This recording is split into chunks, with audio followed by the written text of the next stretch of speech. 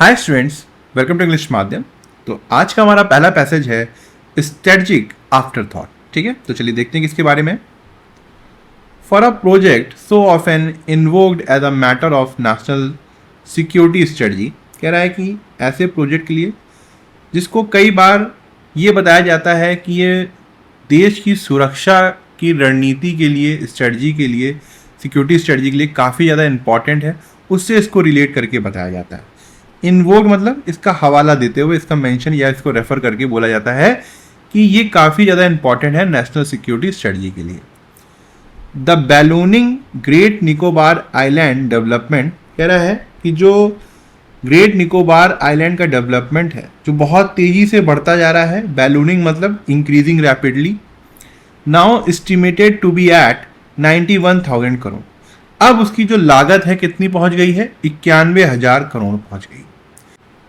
Rest on a remarkably thin strategic record, कहने का मतलब है कि ये तो बताया जा रहा है कि ग्रेटर निकोबार आइलैंड की जो रणनीतिक वैल्यू है वो बहुत ज़्यादा है, लेकिन इसके लिए कोई भी इनके पास स्ट्रेटजिक रिकॉर्ड नहीं है, एक तरीके से एविडेंस नहीं है जो ये चीज़ बता सके कि हाँ सही में ग्रेटर निकोबार आइलैंड का रणनीतिक महत्व है। The centre has long cited the strategic character of its centrepiece a transshipment port at Galathea Bay, कह रहा है कि केंद्र सरकार ने जो मुख्य पार्ट है अ ट्रांसशिपमेंट पोर्ट एट गाल्थिया बे, एक ट्रांसशिपमेंट पोर्ट मतलब एक पोर्ट बनाना जहाँ से जहाज सामान ले जा सकें गाल्थिया बे में, कह रहे हैं ये काफ़ी ज़्यादा इसका इम्पोर्टेंस है, काफ़ी ज़्यादा मेन पार्ट है ये। और ये एक तरीके से बार बार सरकार ये हवाला देती आई है कि इसकी रणनीतिक स्ट्रेटजिक वैल्यू बहुत है इस जगह की, तभी वो उन्होंने to withhold information on its environmental clearances, इस ट्रांसशिपमेंट जो ये पोर्ट बनाने जा रहे हैं उससे रिलेटेड जितने भी पर्यावरण क्लियरेंसेस उसके पास हैं, उन्होंने उसको वो जो जानकारी है वो साझा नहीं कर रहे हैं पब्लिक के साथ, उसको अपने तक ही रख रहे हैं। येट फिर भी द पब्लिक इन्वेस्टमेंट बोर्ड, जो पब्लिक इन्वेस्टमेंट बोर्ड है, अ फाइनेंस मिनिस्ट्री बॉडी, जो कि एक फाइनेंस मिनिस्ट्री बॉडी है, फाउंड इन अगस्त 2024, उसने 2024 अगस्त को ये पाया that port lagged strategic objectives, कि ये जो पोर्ट बनाने जा रहे हैं उसके इतने भी कोई रणनीतिक वैल्यू या ऑब्जेक्टिव गोल नहीं है।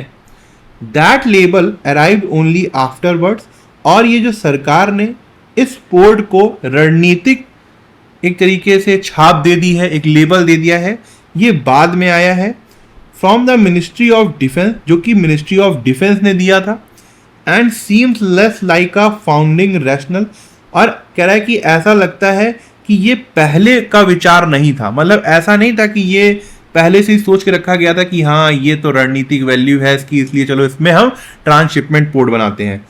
मोर ऑफ एन आफ्टर थॉट, ये एक तरीके से लग रहा है कि बाद में सोचा गया है, बाद में जोड़ा गया है। Retrofitted to a balance sheet, retrofitted का मतलब होता है बाद में जोड़ना, बाद में ऐड करना। बैलेंस शीट का मतलब होता है जितने भी पैसे से लेन देन वाला जितना भी मामला होता है बैलेंस शीट में, कह रहा है कि इसको एक तरीके से उस जो भी लागत, जो भी एक तरीके से पैसे को छुपाने के लिए या वहां पे जो पैसा कमाया जाए, जो भी बैलेंस शीट को फिट करने के लिए इन्होंने बाद में बोल दिया भाई इस ट्रांसपोर्ट, ये जो ट्रांसशिपमेंट पोर्ट है इसकी जरूरत है क्योंकि इसकी रणनीतिक वैल्यू बहुत है, बाद में इन्होंने इसको सेट किया। Both the PIB and public private partnership appraisal committee, कह रहा है कि दोनों ही, चाहे वो पीआईबी हो गया public private partnership appraisal committee PPPAC, clear the proposal, उन्होंने प्रपोजल को क्लियर कर दिया। येट फिर भी the PPAC refuse 12,230 crore in viability gap funding, PPCA ने 12,230 करोड़ देने से मना कर दिया वायबिलिटी गैप फंडिंग के लिए, telling the ports ministry to find the money within its own budget, और पोर्ट्स मिनिस्ट्री से बोला कि ये जो पैसा 12,230 करोड़ है वो अपने ही बजट से आप लगाए, अपने ही बजट से जुगाड़ करो।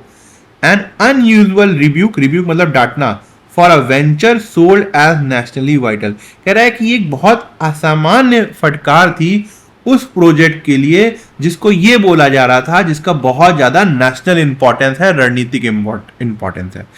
अब ये वायबिलिटी गैप फंडिंग क्या होता है भाई, मान लो कि कल को यहाँ पे चाइना अटैक करता है ग्रेटर निकोबार में, अब कोई कंपनी यहाँ पर एक पोर्ट डेवलप करती है और वो इसलिए कर रही है कि यहाँ पे जब अटैक होगा तो हेलीकॉप्टर आ जाएंगे, सबमरीन आ जाएगी, इसलिए चलो डेवलप कर लेते हैं। मगर क्या होगा कि यहाँ पे शिपमेंट तो हो नहीं रही है, अब फायदा होगा नहीं इनको। जब फायदा नहीं होगा भाई, सरकार कंपनी का तो पैसा लग गया, अब उस कंपनी को जो भी घाटा होगा सरकार अपनी तरफ से पैसा देगी। अब जो सरकार पैसा देगी उसी को बोलते हैं वायबिलिटी गैप फंडिंग। मगर ट्रिपल पीएसी ने मना कर दिया, हम नहीं देंगे, ठीक है। If the port can not stand on commercial return, कह रहा है कि अगर पोर्ट जो है वो कमर्शियल फायदा नहीं दे सकता है, अगर वो फायदा नहीं दे सकता पैसे वाला, and if it's real purpose is military, कह रहा है कि अगर उसका जो रियल पर्पज है वो मिलिट्री वाला है, the case for a commercial transshipment hub dissolve. तो ये जो ट्रांसशिपमेंट हब बनाने की बात कर रहे हैं, ये जो पोर्ट बनाने की बात कर रहे हैं, इसका मामला वहीं खत्म हो जाता है। या तो उसको मिलिट्री पर्पज के लिए यूज कर लो या फिर कमर्शियल रिटर्न के लिए यूज कर लो, अगर फायदा हो रहा है तो। Great Nicobar seats at the southern tip of the Andaman and Nicobar archipelago, कह रहा है कि जो ग्रेट निकोबार है वो सदर्न टिप पर बैठता है, मतलब सदर्न टिप पर है अंडमान और निकोबार के जो ग्रुप ऑफ आइलैंड्स हैं उसमें। Wrapped in a tropical rain forest, उसमें वहाँ पर ट्रॉपिकल रेन फॉरेस्ट है, ट्रॉपिकल रेन फॉरेस्ट मतलब बरसात वाले जो फॉरेस्ट होते हैं। And ringed by reef of rare ecological value, और कोरल रीफ के बारे में सुना ही होगा, उसके चारों तरफ कोरल रीफ है जिसकी पर्यावरण वैल्यू बहुत ज़्यादा है। The project port international airport power plant and township, कह रहा है कि जो प्रोजेक्ट है उसमें क्या क्या इन्वॉल्व है, पोर्ट है, इंटरनेशनल एयरपोर्ट है, पावर प्लांट है, टाउनशिप है, would clear vast tracts of that forest, कह रहा है कि ये सब इस प्रोजेक्ट में इन्वॉल्व है, इसी वजह से बहुत ज़्यादा जो फॉरेस्ट है वो ख़त्म होने वाले हैं, कटने वाले हैं इस बहुत बड़े एरिया में। ट्रैक्ट मतलब होता है area. Much of its primary का मतलब यहाँ पे है जो प्राकृतिक जंगल है जहाँ पे ज़्यादातर इंसान नहीं जाते हैं, उस जंगल, ये जो जंगल है वो ख़त्म हो जाएगा। And disturb the nesting beaches of the leather back turtle and the habitat of the endemic Nicobar megapode. Megapode वहाँ का पंछी होता है, कह रहा है कि और उसके बाद ये जो नेस्टिंग बीचेस हैं जहाँ पे लेदर बैक टर्टल अपने अंडे देते हैं, उनके एक तरीके से जो हैबिटेट है उसको भी डिस्टर्ब करेंगे ये बुरी तरीके से। और ये जो एंडेमिक मतलब होता है नेटिव, जो वहीं पे पाए जाने वाला ये मेगापोड पंछी होता है, उसके हैबिटेट को भी ये काफ़ी ज़्यादा डिस्टर्ब करेंगे। Scientist who have studied the island, कह रहे हैं कि वो साइंटिस्ट जिन्होंने इस आइलैंड के बारे में पढ़ा है, देखा है, इसको जांचा है, उन्होंने चेतावनी दी है that the loss would be irreversible, कि जो नुकसान होने वाला है उसकी भरपाई नहीं हो पाएगी। And that no afforestation elsewhere can replace what is felled here, कि किसी भी तरीके का किसी भी स्तर पर पेड़ लगा लो कहीं पर भी, मगर जो इस जगह पर पेड़ गिरेंगे उसकी भरपाई किसी तरीके से भी नहीं हो पाएगी। The islands indigenous inhabitants have objection of their own, कह रहा है कि आइलैंड में रहने वाले जो नेटिव लोग हैं वहाँ पर उनके अपने कुछ विरोध हैं, कुछ ऑब्जेक्शंस हैं। Running alongside the ecological one but not reducible to them, कह रहा है कि इनका जो विरोध है वो साथ साथ वहाँ की पर्यावरण का तो है ही, बट सिर्फ उसी से ही जुड़ा नहीं है, इनके खुद के भी अपने कुछ ऑब्जेक्शंस हैं सरकार के साथ। Tribal councils have said that consent was secured without full disclosure, tribal जो काउंसिल है वहाँ की, उसने ये बोला है कि ये जो कंसेंट लिया गया है, जो हमसे परमिशन ली गई थी, was secured without full disclosure, वो बिना सब कुछ बताए ही हमसे ले लिया गया था। एंड आज that ancestral land and the resettlement promised after the 2004 tsunami not be overwritten by the project, और उन्होंने ये कहा कि जो उनकी एंसेस्ट्रल लैंड है, मतलब पूर्वजों की जो लैंड है, और जो 2004 के सुनामी जो आई थी उसके बाद जो प्रॉमिस किए गए थे रीसेटलमेंट के लिए, पुनर्निवास के लिए, उसको इस प्रोजेक्ट से एक तरीके से इग्नोर ना किया जाए। ऐसा ना हो कि ये प्रोजेक्ट आने के बाद उन प्रोमिसेस को और जो इनकी लैंड है उसको पूरी तरीके से इग्नोर कर दिया जाए। Their criticism is not a refusal of all development, कह रहा है कि ये जो ट्राइबल वाले लोग हैं इनकी जो आलोचना है इसका मतलब ये नहीं है कि वो हर तरीके के विकास का विरोध कर रहे हैं या उसको मना कर रहे हैं। The quarrel is with scale, जो झगड़ा है वो इस बात को लेकर है कि जो प्रोजेक्ट है उसकी स्केल मतलब वो काफी व्यापक स्तर पे बड़ा है। सिक्रेसी, काफी ज्यादा सिक्रेटिव है, मतलब बहुत ज्यादा गोपनीयता है उसमें। एंड सीक्वेंस, और किस तरीके से ऑर्डर में हो रहा है उसमें दिक्कत है। A project conceived at a magnitude the island can not absorb, कह रहा है कि ये जो प्रोजेक्ट है इतना बड़ा है कि आइलैंड इसका जो प्रेशर है इस प्रोजेक्ट का उसको झेल नहीं सकता है। द रेमेडी इज ट्रांसपेरेंसी, तो उपाय क्या है? उपाय ये है कि पारदर्शिता हर चीज में, चाहे वो फाइनेंस में हो, चाहे वो क्लियरेंस में हो, या फिर सरकार क्या करने जा रही है, वो पारदर्शिता चाहते हैं। The centre should release the high powered committee report in full, केंद्र सरकार को हाई पावर्ड कमिटी की एक पूरी तरीके से रिपोर्ट को सबके सामने लाना चाहिए।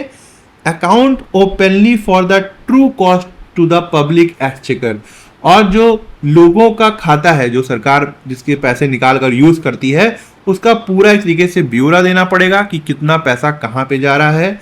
And way it against an environmental loss that the exchequer can never reimburse, और एक तरीके से उसके खिलाफ देखना चाहिए कि कितना ज़्यादा हम पर्यावरण का नुकसान कर रहे हैं, जो कि किसी भी पैसे से हम उसको वापस नहीं कर सकते। रिएम्बर्स का मतलब है कि उसको हम कंपनसेट नहीं कर सकते, उसकी भरपाई नहीं कर सकते। A project of this scale owes the country at least that much, कह रहा है कि इतनी बड़ी ये जो परियोजना है देश के प्रति कम से कम इतनी जवाबदेही तो रखती है। ठीक है, तो इसमें ये बताना है हमको कि कौन सा स्टेटमेंट जो है अकॉर्डिंग टू द पैसेज सही है। The primary purpose of the port was officially established by the finance ministry body as a matter of national defence study right from its inception, कह रहा है कि फाइनेंस मिनिस्ट्री बॉडी का कहना ये था स्टार्टिंग से ही, जब से इस पोर्ट की शुरुआत हुई थी, कि इसकी स्ट्रेटजिक इंपॉर्टेंस बहुत थी। ऐसा नहीं था, स्टार्टिंग से नहीं कहा था, बाद में मिनिस्ट्री ऑफ डिफेंस ने उसको डाला था। फाइनेंस मिनिस्ट्री बॉडी, याद होगा एक सेंटेंस था जिसमें उन्होंने कहा था कि ये इतना ज़्यादा इसकी ऑब्जेक्टिव नहीं है, स्ट्रेटजिक ऑब्जेक्टिव नहीं है ना, तो ये गलत हो गया। A central advisory committee declined a significant sum of financial support for the venture, जो सरकार की खुद की एक एडवाइजरी कमिटी थी जिसका नाम PPPAC था ना, उसने वो वायबिलिटी गैप फंडिंग को नकार दिया था, पढ़ा था हम लोगों ने भी। Instructing the responsible ministry to self fund the shortfall, और मिनिस्ट्री ऑफ पोर्ट को बोला था कि भाई आप अपने ही बजट से खुद इसको फंड करो, तो बी जो है वो करेक्ट है, तो ओनली बी। ठीक है, कह रहा है कि पैसेज के अनुसार the financial viability and the strategic framing of the Galathea Bay port face which of the following contradiction, कि एक तो ये जो गलथिया बे था इसकी फाइनेंशियली इंपॉर्टेंस, या फिर कह सकते हो बहुत ज़्यादा लाभ देने की क्षमता बहुत थी, फाइनेंशियल वाइबल था ये, और दूसरी बात है इसकी स्ट्रेटजिक इंपॉर्टेंस थी। मगर इन दो बातों को कौन से स्टेटमेंट कॉन्ट्राडिक्ट कर रहे हैं, मतलब एक तरीके से उसके उल्टा बता रहे हैं। It is being promoted as nationally vital yet it was denied viability gap funding by the PPP, एकदम सही है।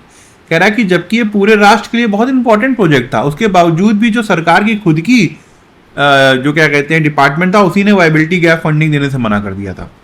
The Ministry of Defence initially rejected the project but the Public Investment Board retrofitted it into the balance sheet, Public Investment Board ने retrofitted नहीं किया था, ministry of defence ने किया था, उल्टा बताया इसने, तो बी गलत हो गया, ओनली ए इज करेक्ट। समझ में आया क्या बोला उसने, कि मिनिस्ट्री ऑफ डिफेंस ने रिजेक्ट कर दिया था, मिनिस्ट्री ऑफ डिफेंस ने नहीं रिजेक्ट किया था, उसने बैलेंस शीट में बाद में जाके दोबारा से एक तरीके से सेट किया था कि हाँ ये स्ट्रेटजिक इंपॉर्टेंस का प्रोजेक्ट है।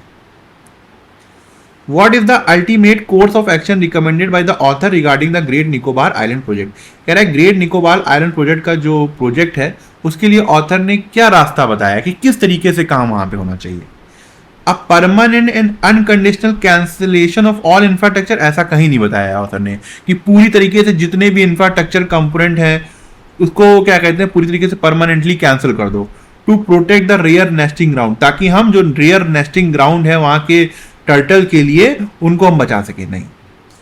The immediate execution of massive compensatory afforestation programme, कह रहा है कि तुरंत एक बड़े स्तर पे एफॉरेस्ट्रेशन मतलब पेड़ लगाने का प्रोग्राम स्टार्ट कर दिया जाए अक्रॉस द इंडियन मेनलैंड, जो भारत का मेनलैंड है वहां पर, before any actual forest cleaning. नहीं भाई, साइंटिस्टों ने पहले ही चेतावनी दे दी थी कि किसी तरीके का एफॉरेस्ट्रेशन का जो प्रोजेक्ट होगा वो इसको रिप्लेस नहीं कर पाएगा, तो ये गलत हो गया।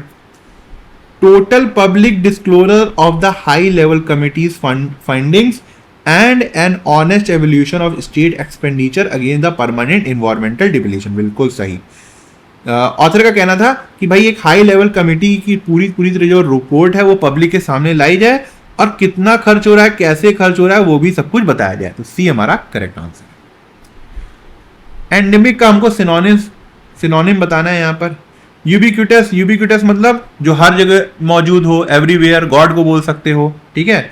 इंडिजिनस सबको पता होगा भाई, जो क्या कहते हैं अपने लोग, उस लोकल एरिया के लोग। नेटिव भी इंडिजिनस मीनिंग आ गया है। एंडेमिक भी नेटिव ही होता है। पैंडेमिक मतलब महामारी जो दुनिया भर में फैली हो। तो बी सी जो है वो सिनोनिम होंगे। तो आंसर क्या होगा हमारा? सी होगा। अब ये बता रहा है कि इस फ्रेज के बारे में बताना है। Wrapped in tropical rain forest and ringed by reefs. इसका क्या ग्रामेटिकल स्ट्रक्चर है रैप्ड का? भाई ये रैप्ड यहां पर पास्ट पार्टिसिपल की तरह काम कर रहा है, जो कि एक एडजेक्टिवल फ्रेज है। अब ये पास्ट पार्टिसिपल फ्रेज क्यों है? क्योंकि यहाँ पे ये रिड्यूस रिलेटिव क्लॉज की तरह काम कर रहा है। यहाँ पे विच इज रैप्ड नहीं लिखा गया, सिर्फ रैप्ड लिखा गया, वर्ब की सेकंड फॉर्म से स्टार्ट किया गया, जो कि एडजेक्टिव फ्रेज है, ठीक है। Finite phrase acting as the main predicate in the past simple tense नहीं, a past participle introducing a reduce relative clause या फिर पार्टिसिपल फ्रेज कह सकते हैं इसको। तो बी जो है हमारा करेक्ट आंसर है, ठीक है। ये आज का क्लोज टेस्ट है, ठीक है। एक बार पढ़ के देखिए फिर स्टार्ट करते हैं। इन जून 1926 कह रहा है कि जून 1926 में an old man disabled clothing was struck down by a tram when crossing the street on his way to church. कह रहा है कि एक मैन बूढ़ा व्यक्ति था जिसने बहुत ही अजीब तरीके के खराब कपड़े पहन रखे थे। उसकी जो ट्रैम से उसकी टक्कर हो जाती है जब वो चर्च की तरफ जा रहा होता है रोड क्रॉस करके। अ फ्यू डेज लेटर कह रहा है कुछ दिनों बाद he died in a poppers hospital. उसकी मृत्यु हो जाती है हॉस्पिटल में। The man was Antony gaudy. कह रहा है कि वो उस आदमी का नाम एंटनी गॉडी था, जिसको जाना जाता था गॉड आर्किटेक्ट के, गॉड्स का आर्किटेक्ट बोला जाता था उसे। Gaudy left behind a dash task. कह रहा है कि गॉडी ने एक अपने पीछे काम छोड़ गया था वो। He died partway dash the construction of Sagrada Familia an iconic towering church in Barcelona north eastern Spain. कह रहा है कि उसकी मृत्यु काम के बीच में हो गई थी जब वो सग्रेदा फैमिलिया एक बहुत बड़ा टावरिंग चर्च बना रहा था एक तरीके से बार्सिलोना नॉर्थर्न ईस्ट स्पेन में। फ्रॉम अ डिस्टेंस कह रहा है कि दूर से देखने में the church rises up the city skyline like a bristling organic behemoth. कि जो चर्च था वो आसपास की जितनी भी बिल्डिंगें थी उनसे उड़ गया था, काफ़ी ज़्यादा ऊपर था और एक तरीके का वो डेथ लगता था जब उसको देखो, मतलब एक तरीके से मॉन्स्टर लगता था। आप क्लोज अगर पास जाओगे तो it seems even more like a living thing. वो एक तरीके से कोई जीवित प्राणी लगता था। हाइपोनोटिकली डिटेल, बहुत ही ज़्यादा फैसिनेटिंग तरीके से डिटेल्ड चीज़ें जो थी वो डिपिक्टेड थी। Biblical theme seem to grow out of the stone. कि मतलब उस चर्च में जो क्या कहते हैं उसमें पत्थर लगे हुए थे, उसमें जो बाइबल की लाइनें लिखी हुई थी और वो ऐसी ज़्यादा उभर रही थी तो ऐसा लग रहा था जैसे कि वो पत्थरों से बाहर ही आ जाएंगी। Always intended to continue long after his death building Sagrada Familia pose extraordinary challenges. कह रहा है कि हमेशा से ये चाहा गया था कि वो जो व्यक्ति की मौत हो गई थी उसके बाद ये काम स्टार्ट रहे, लेकिन ये जो सग्रेदा फैमिलिया था इसने बहुत ही ज़्यादा एक्स्ट्रा ऑर्डनरी समस्याएं सामने रख दी थी। Gaudi's sketches and models were obliterated during the Spanish civil war in 1936। कह रहा है कि 1936 स्पेनिश सिविल वॉर के दौरान जो गॉडी के स्केचेस थे और मॉडल थे वो पूरी तरीके से तबाह हो गए थे। Leaving dash material for his successor to work from. इसकी वजह से बहुत ही कम मटेरियल रह गया था कि उसके जो आगे वाले काम करने वाले थे उसमें काम कर सकें। There was a time when it is soaring towers were thought to be too tall for their foundation. कह रहा है ऐसा समय भी आया था जब ये कहा जा रहा था कि जो टावर्स है बहुत ज़्यादा ऊंचा है अपनी नींव के हिसाब से एंड वल्नरेबल टू विंड, और इसी वजह से वो काफ़ी ज़्यादा कमज़ोर है हवाओं के लिए। Nevertheless, 100 years on from Gaudi's death, Pope Leo क्या हो गया ये 16 is visiting Sagrada Familia at the central pinnacle of the church। कह रहा है कि उनके 100 साल के डेथ के बाद पोप लियो ने वहाँ उस चर्च में विजिट किया है। The tower of Jesus Christ उसको कहते हैं इज इनॉग्रेटेड, वो इनॉग्रेटेड हो गया है। It stand complete at 172.5 metre, अब उसकी हाइट कितनी है 172.5 मीटर है। It has earn Sagrada Familia the title of tallest church in the world, ठीक है। The man was Antoni Gaudi who dash known as Gaudi architect, जब वो मर गया तो उसको गॉड्स आर्किटेक्ट कहा गया। हैड बिकम नहीं होगा, मरने से पहले नहीं होना चाहिए। वुड बिकम, हाँ एक तरीके से पास्ट में फ्यूचर की बात हो रही है। बिकम बिकम्स तो आएगा नहीं भाई, क्यों, क्योंकि ये सिंपल पास्ट है, ये प्रेजेंट है, तो सी डी तो कोई ऑप्शन में है ही नहीं, तो बी हमारा करेक्ट आंसर है। ये सी डी क्यों नहीं है, यहाँ देखो वॉल लगा है, डाइड है, ये क्या है, ये सब पास्ट टेंस है। God is left behind a dash task, वो अपने पीछे एक बहुत बड़ा काम छोड़ गया था ना। हरक्यूलियन का मतलब होता है बहुत ज़्यादा कठिन काम, बहुत ज़्यादा कठिन काम नहीं कहेंगे इसको, क्योंकि वो चर्च बना रहा था। इफोकल का मतलब होता है बहुत ज़्यादा एक तरीके से हिस्टोरिक, पूरा युग चेंज कर दे, इस तरीके का काम, इतना बड़ा काम भी नहीं था। मोमेंटस का मतलब होता है जो बहुत ज़्यादा इंपॉर्टेंट काम हो, है ना, बहुत ज़्यादा इंपॉर्टेंट काम जो था वो। पॉन्डस का मतलब होता है जो हैवी काम हो, तो बेस्ट यहाँ पे क्या है, momentous task. He died dash the construction of Sagrada Family, मतलब सरगदा फैमिली जो चर्च था उसका कंस्ट्रक्शन चली थी, उसी दौरान वो मर गया था। यहाँ पे एक्चुअली क्या है कि पार्ट वे थ्रू होना चाहिए, इसके मतलब होता है बीच में ही, मिड वे ड्यूरिंग, ये एक फिक्स्ड एक्सप्रेशन है, तो यहाँ पे क्या होना चाहिए, पार्ट वे थ्रू, ठीक है, बेस्ट ये होगा पार्ट वे थ्रू, इसका मतलब बीच में ही, कंस्ट्रक्शन के दौरान ही उसकी मृत्यु हो गई थी। Hypnotically detail dash depicting biblical themes seems to grow out of the stone, क्या होना चाहिए। फ्रेस्क्योस का मतलब होता है वॉल पेंटिंग, तो वॉल पेंटिंग की बात नहीं आ रही है। कॉर्निश का मतलब होता है एक रोड होती है जो जैसे पहाड़ हो गए या कुछ बहुत अच्छी ब्यूटी हो गई ना, उसके बगल में जो रोड निकलती है उसको बोलते हैं कॉर्निश, तो ये भी मतलब नहीं है। मोरल का मतलब होता है वॉल पिक्चर। फिकेट्स का मतलब होता है किसी बढ़िया बिल्डिंग का आगे का जो हिस्सा होता है, मान लो, उसको बोलते हैं फिकेट।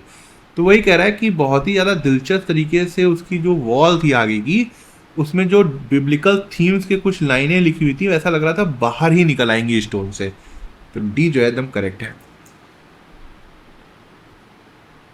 गॉडीज sketches and models were obliterated, मतलब पूरी तरीके से खत्म, तबाह हो गए थे during the Spanish war in 1936, leaving dash material for his successors to work for. अब यहाँ समझ में आ ही रहा होगा कि जो मटेरियल था वो बहुत कम बचा था, तो स्कैंड चलेगा क्योंकि इसका मतलब होता है बहुत कम। स्पार्स का मतलब भी कम होता है, मगर इसका मतलब होता है पतला, जो चीज़ एक छोटी सी जगह में फैली हो, नहीं। डेरिलिक्ट का मतलब होता है जो चीज़ बहुत ज़्यादा जर्जर हालत में हो। नेग्लिजिबल का यहाँ कोई मतलब नहीं है, तो बेस्ट यहाँ पे क्या होगा, स्कैंड। ये है पैराजम्बल, S1 फिक्स है, S6 फिक्स है, ये ऑप्शन दिए हुए हैं, PQRS, QRPS, RPSQ, PSRQ, खुद करने की कोशिश करो। One of the most costly aspects of running AI company is what is referred to as compute which requires massive investment in infrastructure. कह रहा है सबसे ज़्यादा जो कॉस्टली चीज़ है एक AI कंपनी को रन करने के लिए, वो ये है, एक कंप्यूट वर्ड है उसको बोलते हैं, और उसमें बहुत ज़्यादा इन्वेस्टमेंट लगती है इसके इंफ्रास्ट्रक्चर को, मतलब इसके लिए इंफ्रास्ट्रक्चर बनाने के लिए बहुत ज़्यादा बड़ी बड़ी इन्वेस्टमेंट लगती है, ठीक है। एंथ्रोपिक आपको पता होगा एक AI कंपनी है। हाउएवर, हालांकि stand out from these rivals, वो अपने राइवल से सबसे अलग है।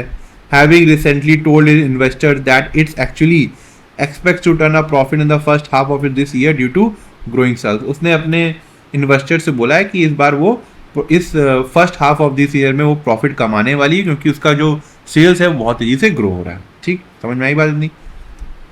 अब देखते हैं ये जो कंप्यूट वर्ड है इससे कुछ रिलेटेड कुछ है।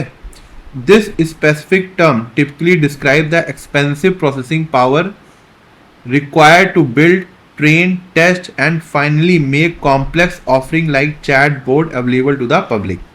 कह रहा है कि ये जो स्पेसिफिक टर्म्स है जिसमें एक तरीके से बहुत ज़्यादा महंगी प्रोसेसिंग पावर की ज़रूरत पड़ती है, जिसको बिल्ड किया जाता है, ट्रेन किया जाता है, टेस्ट किया जाता है, ताकि जो जटिल, जो कॉम्प्लेक्स सिस्टम है जैसे चैट बॉट्स, वो लोगों को दिए जा सकें। ठीक है, to illustrate this sheer scales of this expenses, OpenAI compute cost alone are estimated to be over 100 billion a year। कह रहा है कि इस बहुत बड़े इन्वेस्टमेंट को दिखाने के लिए सिर्फ इसी से हम लोग ये समझ सकते हैं कि जो ओपन एआई का कंप्यूट कॉस्ट है, ओपन एआई का, वही कितना का है, $100 बिलियन का ईयर का है, ठीक है। हाउएवर, हालांकि despite this massive outflow of cash, इतना पैसा लगाने के बावजूद भी जो रेवेन्यू होता है कंपनी का actually makes from its core business operation is merely a fraction of that, मतलब उतना पैसा वो नहीं कमा पाते जितना वो पैसा लगाते हैं। एस में कह रहा है कि open AI is not the only heavy weight dealing with such financial imbalances, billionaire Elon Musk rocket company SpaceX is similar far being a profitable business. कह रहा है कि सिर्फ ओपन एआई ही बड़ी कंपनियों में नहीं है जो कि जिसके जो फाइनेंशियल इम्बैलेंसेस हैं, आर्थिक स्थिति थोड़ी सी डामाडोल है उनकी कंपनी की, ये जो बिलियनियर एलन मस्क हैं, इनकी जो बड़ी कंपनी है स्पेस एक्स, इसमें भी यही है कि ये लोग अभी प्रॉफिट कमाने से बहुत ज़्यादा दूर है। अब देखो यहाँ पे S6 बोल रहा है कि एंथ्रोपिक जो है अपने राइवल से एकदम अलग है और उसने अपने इन्वेस्टर से बोल रखा है कि पहले इस साल के पहले 6 महीने में वो प्रॉफिट कमाएगा क्योंकि उसकी सेल्स बढ़ रही है। क्या होना चाहिए बताओ? देखो यहाँ पे कंप्यूट दिया हुआ था, तो स्टार्टिंग हम P से कर सकते हैं P से, तो ऑप्शन बी गया, उसके बाद C भी गया, अब बचा PSRQ और PQRS। देखो यहाँ पे जब उसने बताया कि बहुत ज़्यादा एक्सपेंसिव प्रोसेसिंग पावर रिक्वायरमेंट होती है और कह रहा है इसी चीज़ को दर्शाने के लिए किस स्केल में खर्चा होता है, इसी समझो कि जो ओपन एआई का कंप्यूट कॉस्ट था वो कितना था, $100 बिलियन अ ईयर था। तो PQ जो है वो जस्ट बेस्ट बना रहा है, मतलब एक पेयर बना रहा है। अगर हम PS की बात करते हैं तो यहाँ पे अगर P है तो S से मतलब देखो कि ओपन एआई ही सिर्फ ऐसी बड़ी कंपनी है, मतलब जिसको सिर्फ फाइनेंशियल लॉसेस नहीं हो रहे हैं, जो एलन मस्क की कंपनी है उसको भी हो रहा है, मगर अचानक से P के बाद हम ये बात नहीं कहेंगे, तो हम इसको भी काटते हैं। PQRS जो है हमारा बेस्ट आंसर है। तो ठीक है, आज का लेक्चर यहीं ख़त्म करते हैं। आई होप आपको कुछ सीखने को मिला होगा और आप कमेंट सेक्शन में ज़रूर बताइएगा कि आपको आज का लेक्चर कैसा लगा और आपको क्या सीखने को मिला। अगर आप मुझसे इंग्लिश ग्रामर पढ़ना चाहते हैं तो आप हमारा ऐप इंग्लिश माध्यम प्ले स्टोर से डाउनलोड कर सकते हैं। ऐप ओपन करते ही आपके सामने होम स्क्रीन आएगी, वहाँ पे आपको 5 ऑप्शन मिलेंगे, मेन, लाइब्रेरी, फीड, लेक्चर, पास। लेक्चर में क्लिक करते ही आपके सामने 2 वर्जन आएंगे, फ्री और पेड।